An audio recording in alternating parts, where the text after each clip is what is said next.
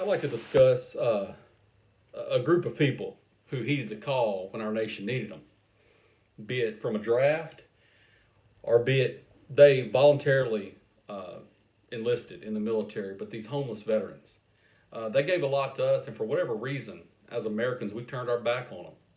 We let them out on the street and to fend for themselves, and it seems like there's no resources for them. And that aggravates me, and I'm sure it aggravates a lot of Americans as well. Homelessness for veterans is an increasing problem. I'm sure, as you know, you're an American. Veterans find themselves suffering from mental illness, substance abuse issues, and lack of resources. It seems like we have resources for illegal aliens and other issues in the country, but we can't seem to get our homeless veteran issue under control, and that's sad and pathetic. According to research by Stephen Applewhite, on any given day, there are approximately 200,000 veterans experiencing homelessness. 200,000 American citizens, Americans, who went to war on our behalf, experiencing homelessness. With twice that amount homeless during the course of a year.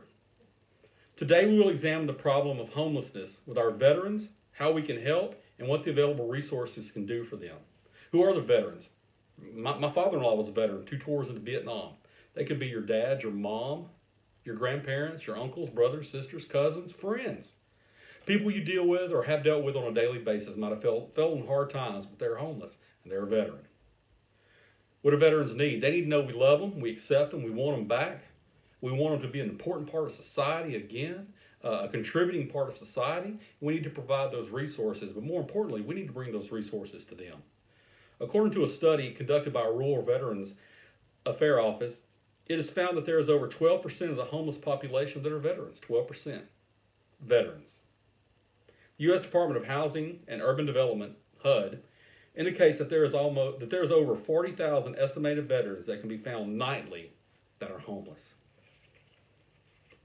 40,000 nightly. A lot of them have PTSD, post-traumatic stress disorder, coming back from combat or whatever they might have seen. We need to deal with that too. We need to deal with the mental illness.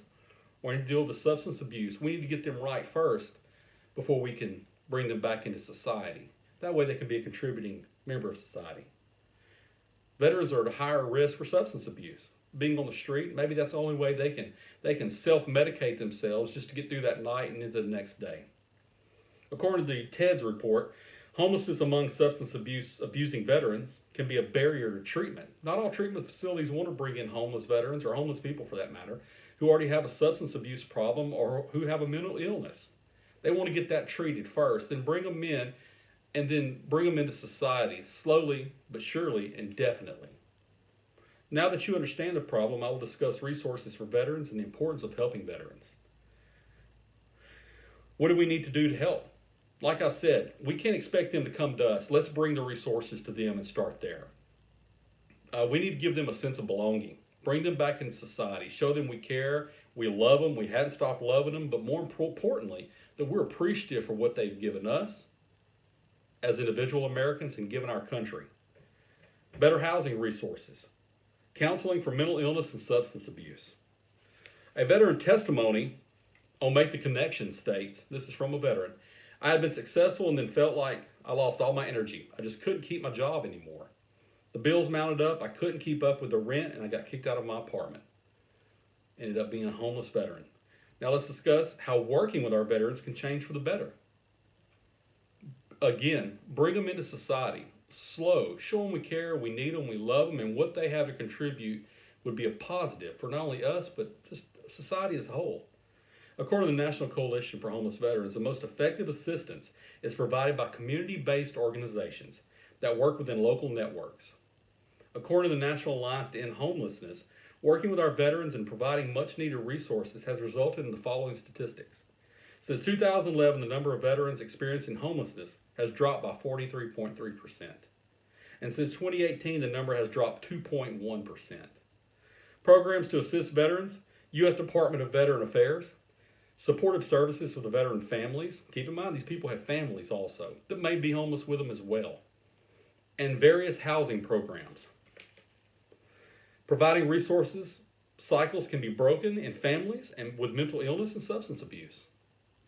Today we have examined the problem of homelessness with our veterans. How can we help and what the available resources can do for them? By examining the homeless veteran population problem, we are able to understand the need for more resources and actions to assist them. By working to create resources, we may be helping an uncle, brother, dad, or any family member.